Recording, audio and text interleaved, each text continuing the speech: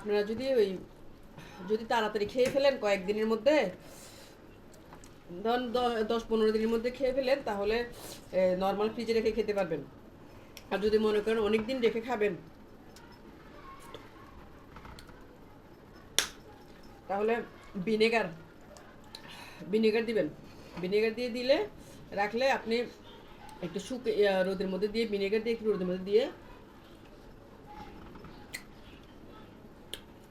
রাখলে আপনি 6 মাস রেখে খেতে পারবেন। দেখছেন, কাঁচা তেঁতুলের ভর্তা।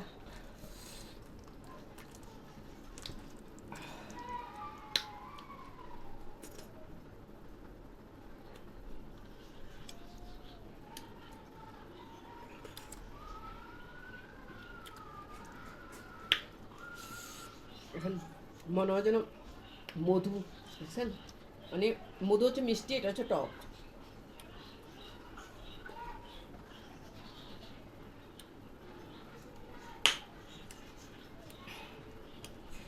জ্বরের রুগীদের জন্য, যাদের রুচি নেই খাওয়ার, তাদের জন্য এই কাঁচা তেঁতুলের চাটনিটা তাদের জন্য ভালো হবে, উপকার।